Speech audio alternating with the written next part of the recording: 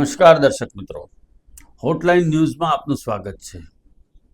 સુંદરકાંડ અને મેનેજમેન્ટ. બાબાજી તુલસીદાસજીએ લખેલા રામચરિતમાનસના સુંદરકાંડની ચોપાઈઓમાં જે પ્રમાણે મેનેજમેન્ટની વાતને આવરી લેવામાં આવી છે અને જે પ્રમાણે આ સમગ્ર વાતને હનુમાનજી મહારાજ પ્રેક્ટિકલ વેમાં સફળતાપૂર્વક પાર કરે છે, સફળતાપૂર્વક એને ચરિતાર્થ કરે છે અને ધ ગ્રેટ મેનેજમેન્ટ ગુરુ હનુમાનજી મહારાજ મેનેજમેન્ટનો જે સંદેશો આપે છે એના વિશે આપણે વિશદ ચર્ચા કરીએ છીએ. આવો આજે વધુ ચોપાઈઓ જોઈએ અને એનો અર્થ અને સંદર્ભ સમજવા માટેનો પ્રયત્ન કરીએ. राम कपिन जब आवत देखा किए काजू मन हर्ष विशेषा फटक शिला बैठे दो भाई परे सकल कपि चरण ही जाय प्रीति सहित सब भेटे रघुपति करुणा पुंज पूछी कुशल नाथ अब कुशल देखी पद कंज जाम्बवंत कह सुनर गुराया जा पर नाथ करहु तुम दाया ताहि सदा शुभ कुशल निरंतर सुरनर मुनि प्रसन्नता ऊपर.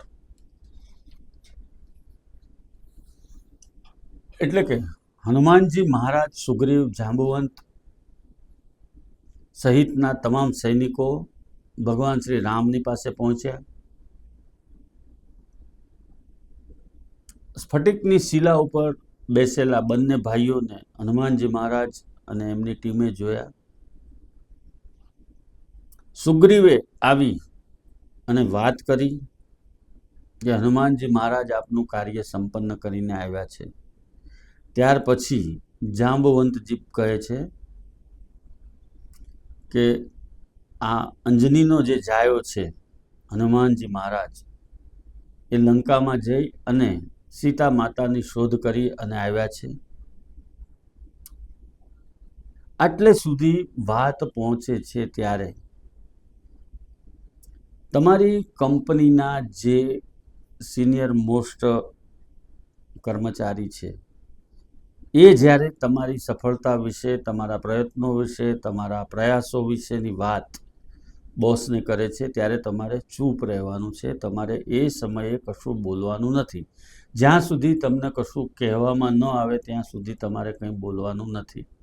તમારા સિનિયર જે છે એ તમારા કાર્ય પ્રણાલી અને તમારા પ્રયત્નો, તમે જે એફર્ટ કરી છે એની વાત, એ બધી જ વાત એમના મુખેથી બોસને કહેવા દેવાની છે. ઉતાવળ કરીને હું કરીને આવી ગયો છું, આ થઈ ગયું છે, તે થઈ ગયું છે, એવું તમારે કરવાનું નથી. અહીંયા તમારે બિલકુલ સ્થિતપ્રજ્ઞ રહેવાનું છે. શું થાય છે એ જોયા કરવાનું છે. પહેલાં કોણ શું વાત કરે છે એના ઉપર ધ્યાન આપવાનું છે અને પછી બોસનું શું રિએક્શન છે એનું તમારે ઓબ્ઝર્વેશન કરવાનું છે. તમારી ટીમના સિનિયર મેમ્બર જે જાંબુવંતજી જેવા હોય છે, સર્વજ્ઞ હોય છે, બધું જ જાણતા હોય છે, એ જ્યારે આ બધી જ વાત કરશે ત્યારે તમારે ચૂપ રહેવાનું છે.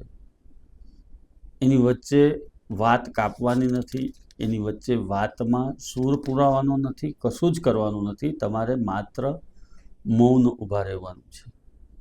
ઘણી વખત આ મૌન પણ ખૂબ શક્તિશાળી હોય છે અને મૌન થકી ઘણા બધા કાર્ય થઈ જતા હોય છે. અહીંયા પણ તમારે આ જ ભૂમિકા ભજવવાની છે. તમારા બોસની આગળ જ્યારે તમારા સિનિયર કર્મચારી તમારા કામનું વર્ણન કરતા હોય, તમારા કામનું વખાણ કરતા હોય, તમારા કામની વાત કરતા હોય ત્યારે તમારે એ જોવાનું છે કે કઈ રીતે આ બધું શક્ય બન્યું છે અને કઈ રીતે તમારું ત્યાં હાજરી પુરાવવામાં આવે છે, તમારા પ્રેઝન્ટની નોંધ લેવામાં આવે છે, તમારા કાર્યની નોંધ લેવામાં આવે છે અને એની તમારા બોસ ઉપર શું અસર થાય છે આ વાતની. આ તમામ વસ્તુનું ઓબ્ઝર્વેશન તમારે ત્યાં કરવાનું છે. આવા પ્રકારના વિડીયો તમને જોવા ગમતા હોય તો હોટલાઇન ન્યૂઝ ચેનલને લાઇક, શેર અને સબસ્ક્રાઇબ કરો.